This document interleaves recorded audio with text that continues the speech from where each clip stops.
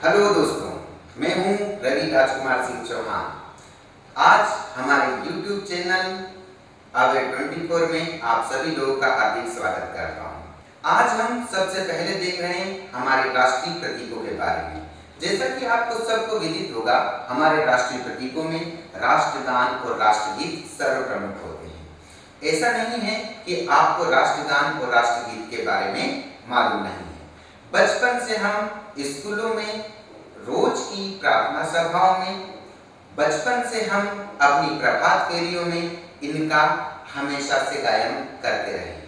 आज हम इन्हीं को वापस से एक बार देखने का प्रयास करेंगे, लेकिन हम ये प्रयास करेंगे एक सूक्ष्म और बृहत्तम रूप से, एक विश्लेषणात्मक और तथ्यात्मक रूप से। हमारा यह प्रयास है और इसमें आप लोगों का सहयोग अपेक्षित है।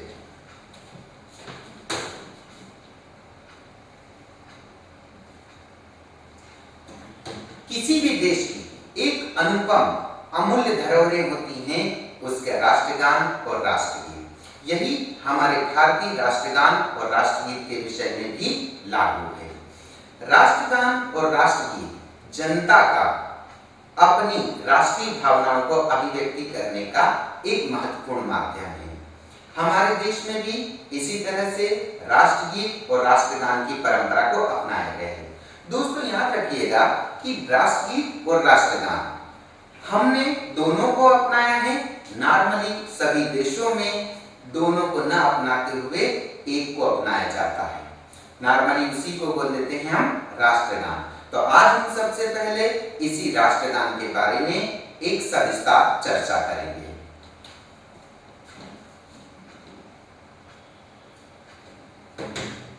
जन गण मन अधिनायक जय हे भारत भाग्य विधाता। पंजाब सिंधु गुजरात मराठा द्राविड उत्कल बंग। विंध्य हिमाचल यमुना गंगा उच्छल जलधि तरंग। तव शुभ नामे जागे तव शुभ आशीष मांगे। गाहे तब जय गाथा जन गण मंगलदायक जय हे भारत भाग्य विधाता। जय हे जय हे जय हे जय जय जय जय हे। मित्रों, हमेशा हमारे राष्ट्रगान को हम जब गाते हैं तो इसकी समयावधि मानी जाती है 52 सेकंड। लेकिन यदि आप इसे 49 से लेकर 52 सेकंड 49 to 52 सेकंड यदि आप इसका गायन करते हैं तो इसे भी आधिकारिक रूप से गायन को सही माना जाता है। अब हम यहाँ पर हमारे राष्ट्रगान के अंग्रेजी अनुवाद को देखेंगे। हमारा राष्ट्रगान, जिसे हम मॉर्निंग सॉन्ग ऑफ इंडिया के रूप में जानते हैं, इसे ट्रांसलेटेड जो किया था वो थे Gurudev Rabindranath Tagore. National anthem translation by Guru Rabindranath Tagore dated 28 February 1919 at the Besant Theosophical College in Madanapalle, Andhra Pradesh. ठीक है, आपको ये ध्यान होना चाहिए यहाँ पर, आपको इसकी याद रखने की जरूरत नहीं कि इंग्लिश में क्या है, लेकिन इसका अंग्रेजी अनुवाद किसने किया, कब किया, कहाँ किया, इसके बारे में आपको बहुत जानकारी होना आवश्यक है। परीक्षाओं की दृष्टि से ये काफी महत्वपूर्ण जानकारी है। फिर भी हम देखते हैं आखिर इसका the morning song of India का अंग्रेजी अनुवाद के जो गुरुदेव रविन्द्रनाथ टैगोर जी ने किया था वो किस रूप में किया था। देखिए, ये है हमारे नेशनल एंथम, या जिसको आप बोलते हैं the morning song of India का एक अंग्रेजी वर्जन। अब हम देखते हैं हमारे राष्ट्रगान जनगण मन का एक आधिकारिक हिंदी स्वरूप। ध्यान रखिएगा, यह जो राष्ट्रगान है, ठीक है, जैसे हम the morning song of India कहते हैं, इसका आधिकारिक हिंदी स्वरूप में यदि हम अनुवाद करें तो इसका अर्थ क्या होता है। ध्यान रखिएगा, परीक्षा की दृष्टि से आपको जानना जरूरी नहीं है, लेकिन हम जो गाते हैं उसके बारे में हमें अर्थ का मालूम होना चाहिए। देखिए, राष्ट्रगान के अंग्रेजी संस्करण मॉर्निंग सॉन्ग ऑफ इंडिया से इसे जो हम अनुवाद करते हैं तो इसका मतलब होता है सभी लोगों के मस्तिष्क के शासक, सभी लोगों के मस्तिष्क के शासक। कला तुम हो भारत की किस्मत बनाने वाले, तुम्हारा नाम पंजाब, सिंधु, गुजरात और मराठों के दिलों के साथ ही बंगाल, ओडिशा और द्रविड़ों को भी उत्तेजित करता है। इसकी गूंज विंध्य और हिमालय के पहाड़ों में सुनाई देती है, गंगा और जमुना के संगीत में भी मिलती है। भारतीय समुद्र की लहरों द्वारा गुणगान किया जाता है। वो तुम्हारे आशीर्वाद के लिए प्रार्थना करते हैं, तुम्हारी प्रशंसा के गीत गाते हैं। तुम्हारे हाथों में ही इन सभी लोगों की सुरक्षा का इंतजार है। तुम भारत की किस्मत बनाने वाले, जय हो, जय हो, जय हो तुम्हारी। तो मित्रों, आज आपने देखा होगा जो हम विद्यालयीन अवस्था से जिस गीत को गाते आ रहे हैं उसका आखिर हिंदी अर्थ क्या है। कई सारे लोगों को लगेगा कि भाई इस हिंदी अर्थ की हमें जरूरत क्या है, लेकिन आप ध्यान रखिएगा आपको समझने के लिए कि आखिर इसका मतलब क्या होता है, इसलिए हमने इसके हिंदी वर्जन के ऊपर अब हम इसी राष्ट्रगान जनगण मन के एक संक्षिप्त स्वरूप के ऊपर बात करते हैं। आपने ध्यान होगा एक दंगल पिक्चर देखी थी, ध्यान है आपको, जिसमें आपने देखा था आमिर खान देखे थे आपने। जब लास्ट में एंड होता रहता है तब आपने देखा होगा उनको एक गेट में दरवाजा बंद कर दिया जाता है। भाई ये सत्य है या असत्य है इसके बारे में हम पुष्टि नहीं करते, लेकिन जैसा उन्हें बंद कर दिया गया तब उन्हें अपनी बेटी के कॉमनवेल्थ गेम्स में गोल्ड पदक जीतने के बारे में कैसे मालूम पड़ा। तो आज हम उसी के बारे में बात करते हैं। आपको ध्यान होगा उसके म्यूजिक, ध्यान रखिएगा उसका म्यूजिक जब उन्होंने सुना था और जब वही चल रहा था उसका संक्षिप्त गान और उसका म्यूजिक चल रहा था, इसी से पता लगाया था उन्होंने कि उनकी बेटी गीता फोगाट कॉमनवेल्थ गेम्स में 55 किलोग्राम वर्ग में गोल्ड पदक जीत चुकी है। वो क्या होता है उसके ऊपर अपन आप देखते हैं। दोस्तों, अब हम बात करते हैं हमारे राष्ट्रगान जनगण मन के संक्षिप्त संस्करण के विषय में। आइए। जन गण मन अधिनायक जय हे भारत भाग्य विधाता, जय हे, जय हे, जय हे, जय जय जय जय हे। दोस्तों, आपको ध्यान रखना चाहिए कि भारतीय राष्ट्रगान अर्थात जनगण मन को कुछ विशिष्ट अवसरों पर प्रथम और अंतिम पंक्तियों के साथ अनुप्रयोग भी किया जाता है। दोस्तों, एक बात और महत्वपूर्ण बात आपको ध्यान रखना चाहिए कि राष्ट्रगान जनगण मन के संक्षिप्त संस्करण की कुल समयावधि 20 सेकंड निर्धारित है।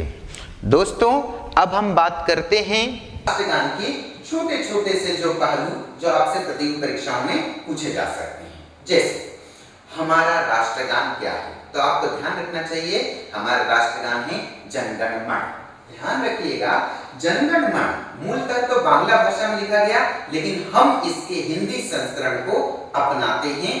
ठीक है, अब देखते हैं हम इसके बाद क्या है महत्वपूर्ण चीजें। तो सबसे मेन चीज आती है जनगण मन अर्थात राष्ट्रगान अर्थात the morning song of India या नेशनल एंथम ऑफ इंडिया के रचयिता कौन है। तो ध्यान रखना वो रचयिता है गुरुदेव रविंद्रनाथ टैगोर। अब हम इसके अगले पे चलते हैं तथ्य के ऊपर। तो राष्ट्रगान की धुन या संगीत को किसने तैयार करा, तो ये भी स्वयं रविंद्रनाथ टैगोर जी ने ही तैयार करा। अब हम देखते हैं इसके बाद आखिर राष्ट्रगान की मूल रचना की भाषा क्या है। जैसा आप सभी को विदित होगा ये है बांग्ला भाषा। ठीक है, ये बांग्ला भाषा में रचित है मूलतः। फिर देखते हैं अपन इसके आगे। तो राष्ट्रगान का अंग्रेजी शीर्षक जैसा मैंने आपको बताया क्या है, the morning song of India. यही है हमारा नेशनल एंथम।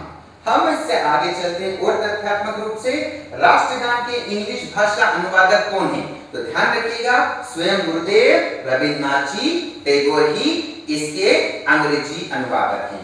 ध्यान रखिएगा, राष्ट्रगान के हिंदी और उर्दू भाषा अनुवादक कौन है? तो वो है श्री आबिद अली। श्री आबिद अली ने इसे हिंदी और उर्दू भाषा में अनुवादित किया। मित्रों, इसके बाद देखते हैं हम राष्ट्रगान में कुल पद कितने हैं। तो ध्यान रखना, कुल पदों की संख्या 5 पद। कितने पद हैं? 5 पद। जरूर ध्यान रखना इसको। अब देखते हैं हम इसके आगे जनगण मन के, ध्यान रखिएगा, प्रथम छंद की पंक्तियों को ही राष्ट्रगान के रूप में अपनाया गया है। प्रथम छंद की पंक्तियों को ही क्या अपनाया अपन ने? अपने राष्ट्रगान के रूप में। आगे देखते हैं हम राष्ट्रगान का प्रथम प्रकाशन कहां और कैसे हुआ।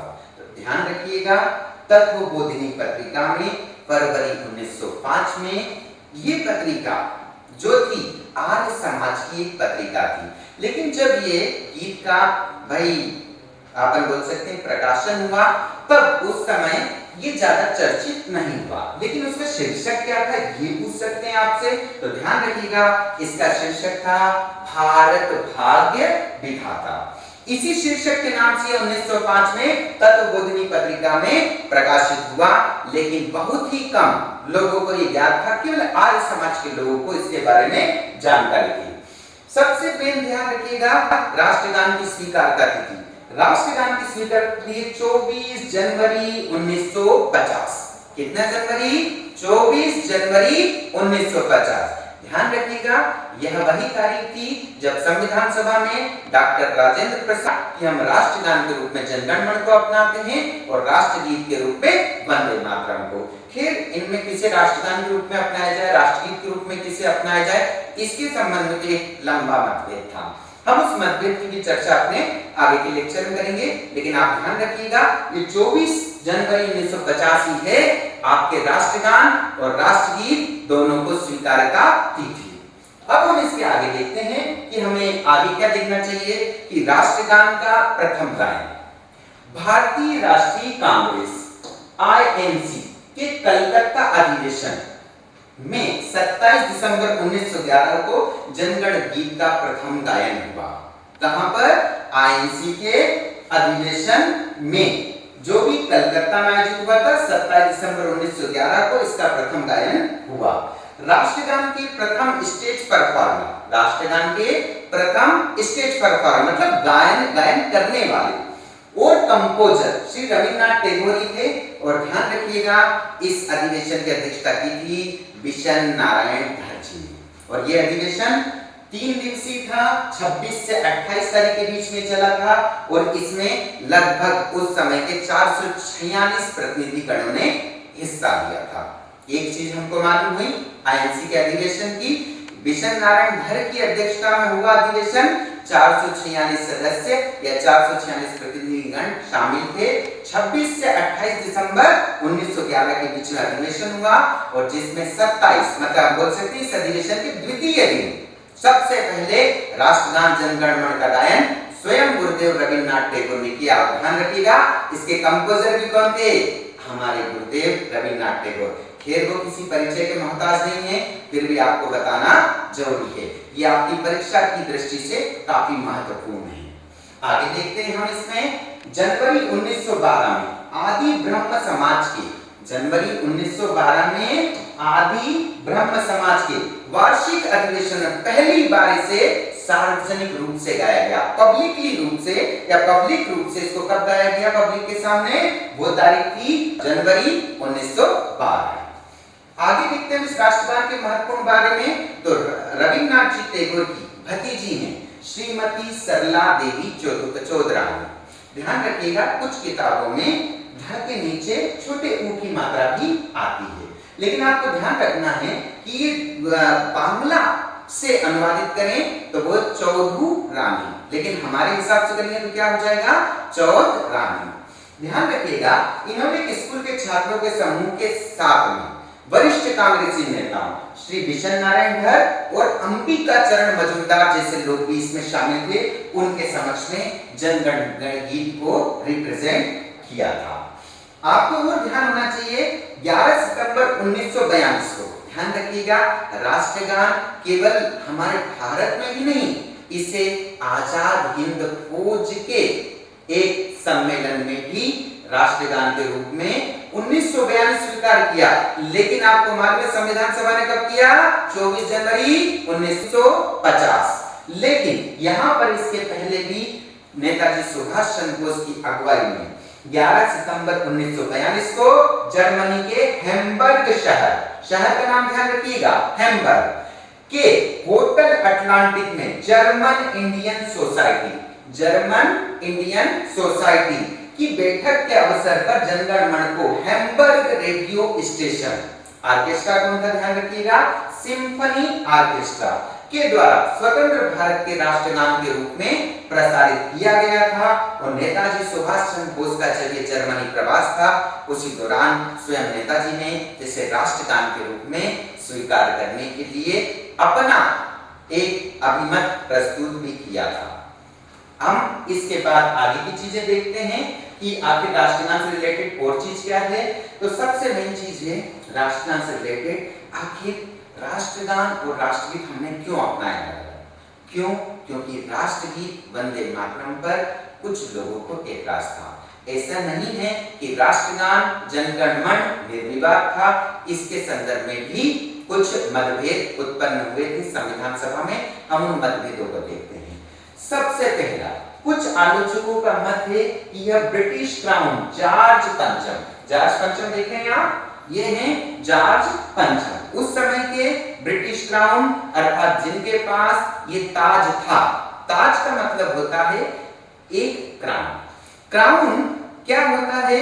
आपने सुना होगा मुकुट, आपने भी देवता लोग इंद्र देवता हुए ये सब मुकुट पहनते थे, राजा रजवाड़े सभी पहनते रहे। ऐसे ही एक मुकुट हुआ करता था और वही ब्रिटेन का राजा या रानी, ठीक है, वो इसे धारण करते थे। इसमें लैंगिक पक्षपात न हो इसीलिए हम क्या बोल देते थे? ब्रिटिश ताज या ब्रिटिश क्राउन। तो जॉर्ज पंचम की यात्रा के परिप्रेक्ष्य में इस गीत को रचा है गुरुदेव रविन्द्रनाथ टैगोर ने, ऐसा कुछ लोगों का मत है। लेकिन ध्यान रखिएगा हमारे गुरुदेव रविन्द्रनाथ टैगोर ने ही स्वयं इस मत का खंडन किया। आप जानते हैं रविन्द्रनाथ टैगोर जी का पूरा जीवन सच्चाई और शुचिता पे बीता। जब उन्होंने इस मत का खंडन कर दिया तो मुझे नहीं लगता है और आपको भी नहीं लगना चाहिए कि कुछ इस तरीके से इस गीत की रचना का उद्देश्य। ठीक, अब देखते हैं हम आगे क्या है। एक बिजोय एमानुअल वर्सेस केरल राज, बिजोय एमानुअल वर्सेस केरल राज, ये विवाद था 1998। ध्यान रखिएगा एआईआर से और सुप्रीम कोर्ट के जो जजमेंट के क्रम से आपका लेना देना ज्यादा नहीं है, ये तो पढ़े लिखे या विचारशील लोगों के लिए बात होती है। बाकी आपको ध्यान कितना रखना है, बिजोय एमानुअल वर्सेस केरल राज्य 1998 में जब ये वाद उभरा था तो इस वाद के संदर्भ में सुप्रीम कोर्ट ने अपना मत अभिनिर्धारित किया था। हम उसी अभिमत के ऊपर चलते हैं, देखते हैं। एक स्कूल के कुछ विद्यार्थियों को स्कूल से इस आधार पर निकाल दिया गया, किस आधार पर स्कूल से निकाल दिया गया कि वे लोग राष्ट्रगान नहीं कर रहे थे। सुप्रीम कोर्ट ने अधिनिर्णय किया कि कोई व्यक्ति यदि राष्ट्रगान का सम्मान करता है किंतु उसे गाता नहीं है तो इसका मतलब यह नहीं है कि वह उसका असम्मान करता है या अपमान करता है। अतः राष्ट्रगान न गाने पर उस व्यक्ति को प्रताड़ित या दंडित किया जाना किसी भी रूप से सही नहीं है। हमारा राष्ट्रगान जब भी गाया जाए आपको सावधान की मुद्रा में कम से कम खड़े हो जाना चाहिए और यदि आप गा सकें तो भाई बिल्कुल गाएं, लेकिन मुंह में नहीं गाएं। जैसे बचपन में कुछ बच्चों को आता नहीं था तो करते थे, ऐसा नहीं। आता है तो पूरा गाना है, नहीं आता है तो ससम्मान खड़े हो जाना है। आपको इससे भी डरने की ज्यादा जरूरत नहीं है। देखते हैं अपन इस राष्ट्रगान मतभेद का एक और कारण जब उभरा, जब सिनेमा घर या थिएटर्स में फिल्मों की शुरुआत पर राष्ट्रगान के गायन को अनिवार्य कर दिया। लेकिन सुप्रीम कोर्ट ने की एक खंडपीठ ने इसे अनिवार्य करा था, उसने अपने इस निर्णय को बाद में वापस भी ले लिया।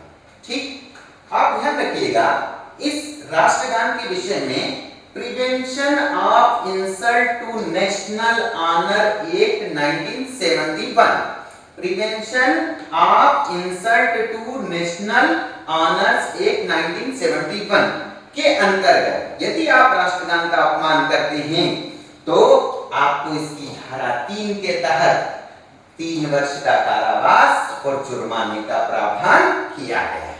तो ध्यान रखिएगा, सोचते बूझते जानते बूझते हुए इस तरह का अपमान करेगा कोई भी भारतीय नागरिक या भारतीय जनता तो भैया उसे इस एक्ट की धारा 3 के तहत अधिकतम 3 वर्ष का कारावास और जुर्माने का भी प्रावधान निर्धारित है। आप देखिएगा, यूनेस्को ने जनगण मन को विश्व के तत्कालीन सर्वश्रेष्ठ राष्ट्रगानों के रूप में स्वीकार किया था।